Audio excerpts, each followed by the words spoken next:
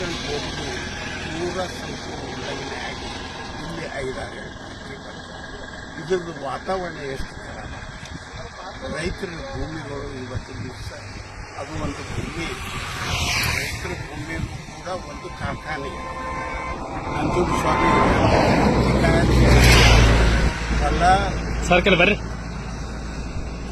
ಕೂಡ ಹೊಲ ತೋಟ ಏನೇ ಇರಬಹುದು, ಅವು ಕಾರ್ಖಾನೆಗಳು.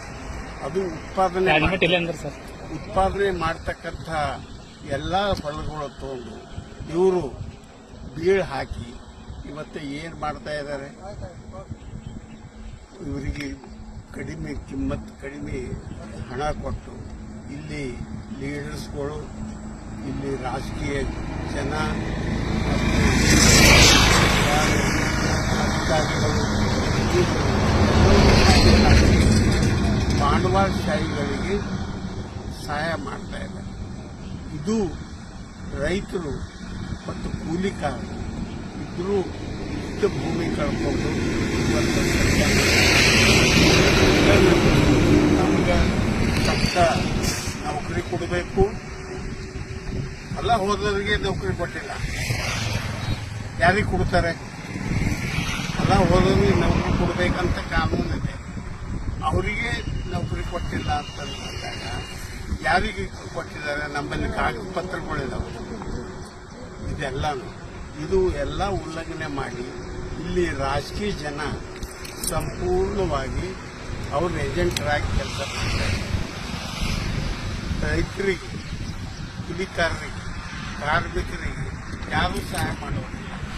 ಅದಕ್ಕೋಸ್ಕರ ಈ ಚಳವಳಿ ಕಾರ್ಮಿಕರ ಹಕ್ಕ ಸಿಗಬೇಕು ಮತ್ತು ರೈತರ ಅವರು ಒಂದು ಜಮೀನು ಕಾಯಂ ಅವರಿಗೆ ಜೀವನ ಮಟ್ಟ ಸುಧಾರಿಸ್ತಕ್ಕಂಥ ಹೋದ್ಮೇಲೆ ಅವ್ರ ಬದುಕೇನದ, ನಾಳೆ ನನ್ನ ಬದುಕಲ್ಲ, ಇಲ್ಲಿ ಮೇಲೆ ಕೈ ಇಟ್ಕೊಂಡು ಮಾತಾಡಿ ನಿಮ್ದೊಂದು ಹೊಲ ಇದ್ದಿದ್ದು ಹೋಯ್ತು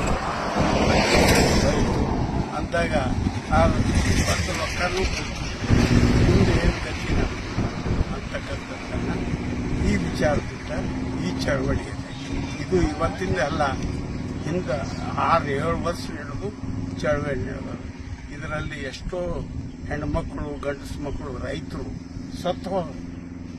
ಎಲ್ಲಿ AC ಆಫೀಸಾಗ ಮುಂದೆ ಕೂತವು, DC ಆಫೀಸ್ ಮುಂದೆ ಚಳವಳಿ ಆಯಿತು.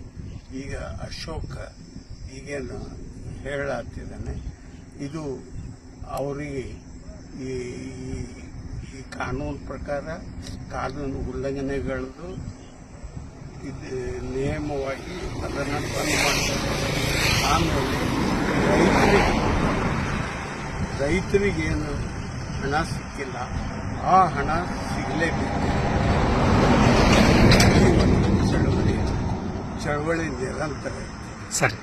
ಯಾಕಂದರೆ ಚಳವಳಿ ಮಗು ಅಳ್ಳಿಲ್ಲ ಅಂದ್ರೆ ತಾಯಿ ಮಲ್ಲಿ ಹಾಲು ಕೊಡೋದಿಲ್ಲ.